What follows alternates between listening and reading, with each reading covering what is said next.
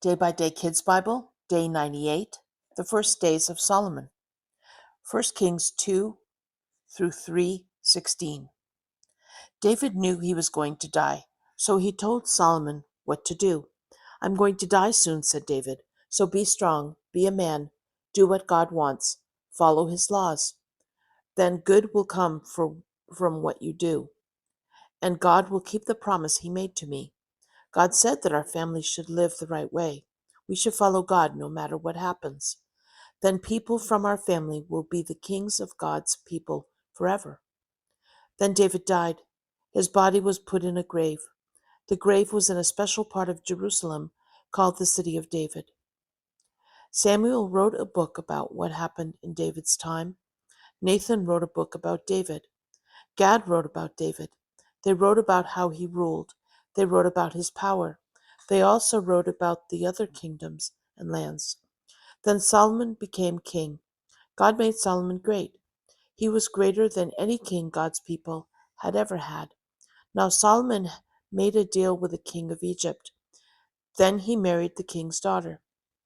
The king of Egypt gave his daughter a city for a wedding present. Solomon took his new wife to the city of David. Solomon would soon build his palace there. He would build a worship house.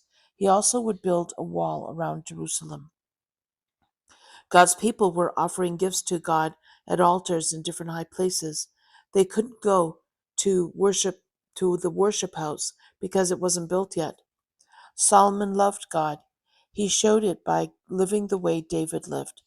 But Solomon did wrong by offering gifts at different high places too. Then Solomon talked to the leaders of the people. They all went to a high place called Gibeon. God's worship tent was there. Inside the tent was a special altar. So Solomon went there and offered 1,000 gifts to God. That night, God came to Solomon in a dream. "Ask me for whatever you want," God said. "You have been very kind to me," said Solomon.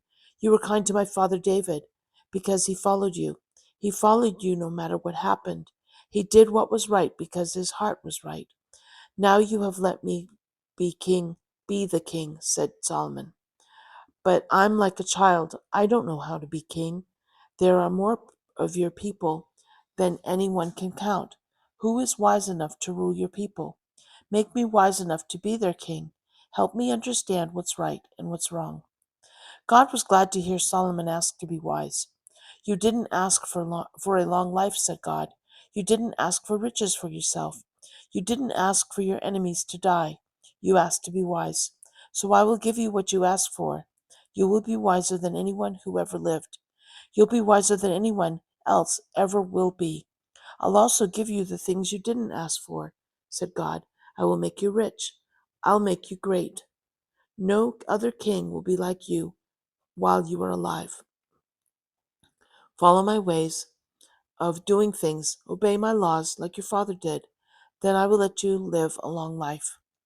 Solomon woke up. He knew God had talked to him in a dream. He went back to Jerusalem and stood in front of God's ark box. He offered gifts to God. Then he gave a big dinner party for his leaders. One day 2 women came to King Solomon. One said, "We live in the same house. I had a baby there.